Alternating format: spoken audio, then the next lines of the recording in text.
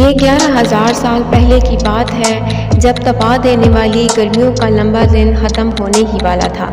سورج کی شدید تپش کم ہوتے ہی لوگ گھر سے باہر نکلنے لگے تھے اور جاتے جاتے بھی سورج کی کرنیں اس چھوٹے سے علاقے کی خوبصورتی کو اور بڑھا رہی تھیں۔ بچے گلیوں میں کھیل رہے تھے، خواتین فرصت کے پلوں کا مزہ لے رہی تھیں۔ تب ہی وہ ہوا جس کے بارے میں کسی نے کبھی سوچا بھی نہیں تھا۔ اگلے کچھ لمحوں میں ہی زمین پر موجود جنت نما یہ علاقہ جسے اٹلانٹس کہا جاتا تھا تباہ ہو چکا تھا، اور یہ بربادی اتنی بھیانک تھی کہ پوری کی پوری تہذیب پانی کے اندر سما گئی۔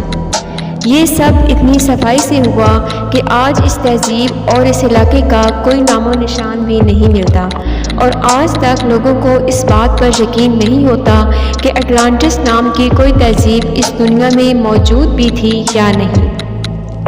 اٹلانٹس تہذیب کہاں آباد تھی؟ اٹلانٹس میں آباد لوگ خود کو دیوتا کیوں قرار دیتے تھے؟ اور اہرام مصر سے بھی 6,000 سال پرانی اس تہذیب میں ایسی کیا خاص بات تھی جسے ہم آج تک یاد رکھتے ہیں؟ The last city of Atlantis ایک ایسا بد نصیب شہر تھا جو اپنے دور سے بہت زیادہ جدید اور ترقی یافتہ تھا۔ اٹلانٹس کا ذکر تاریخ میں سب سے پہلے یونان کے مشہور فلسفی افلاطون نے 2300 سال پہلے اپنی کتاب میں کیا تھا۔ پلیٹو نے اپنی 2 کتاب ڈیمس اور گریٹس میں اٹلانٹس کا تفصیلی ذکر کیا ہے۔ افلاطون کے مطابق یہ شہر اس کے وقت سے 9,000 سال پہلے اس دنیا میں موجود تھا۔ یہ شہر اٹلانٹک اوشن میں کہیں واقع تھا جو کسی قدرتی آفت یا خدائی عذاب کی وجہ سے سمندر میں غرق ہو گیا۔ افلاطون کہتا ہے کہ یہ شہر رقبے کے اعتبار سے بہت بڑا تھا۔ یہ شہر ایشیا سے بھی بڑا تھا اور یہ دائرہ نما جزیروں کی شکل میں آباد تھا۔ ان دائروں میں اچھلتی سمندری موجوں کا منظر نہایت ہی دلکش تھا۔ اس شہر میں دور دور تک ہرے بھرے میدان تھے اور جہاں کی زمین نہایت ہی زرخیز تھی، جہاں بے شمار اونچی عمارتیں اور معدنیات پائے جاتے تھے۔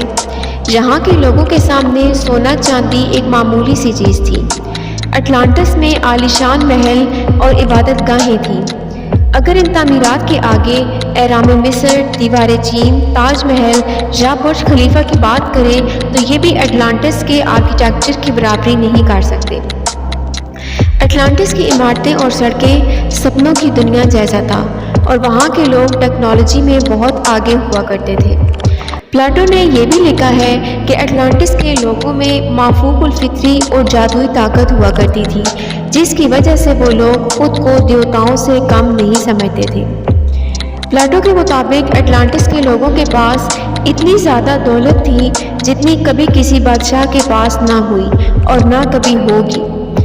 اٹلانٹس جس جزیرے پر آباد تھا وہاں قدرتی ماحول اور ایکو سسٹم نہایت ہی بے مثال تھی، جس میں ایک پرفیکٹ بیلنس بنا ہوا تھا۔ کوئی کسی کے اوپر حاوی نہیں ہوتا تھا۔ یہاں بے شمار چرند اور پرند تھے اور پھلوں کے بڑے بڑے باغیچے تھے۔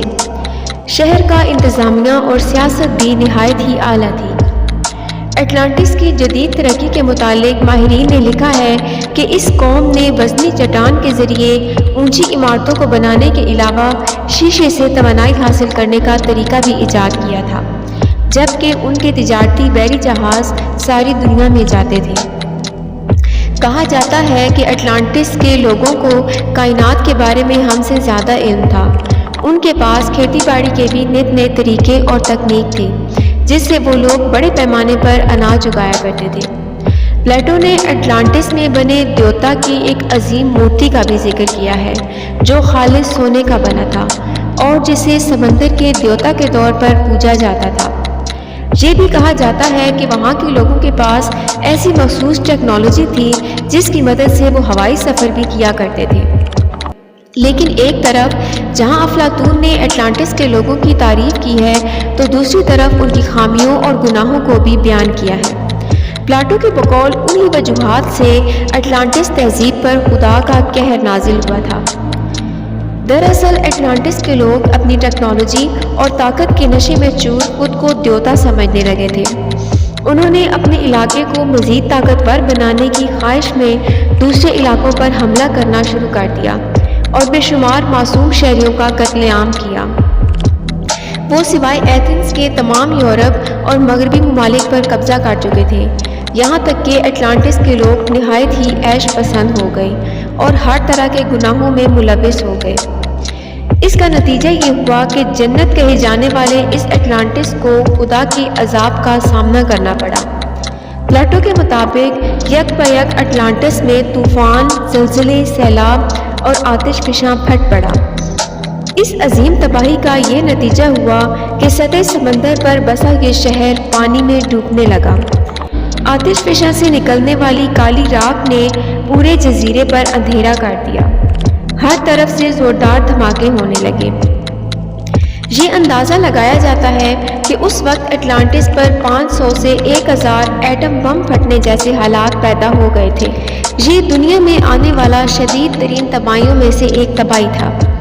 اٹلانٹس کے لوگ ادھر ادھر بھاگ رہے تھے، کئی لوگ سمندر میں کود گئے، کئی لوگ آگ اگلتے پتھروں کی بارش سے جل کر راکھ ہو گئے، زمین پھٹنے لگی اور کئی جاندار اس میں سمانے لگے۔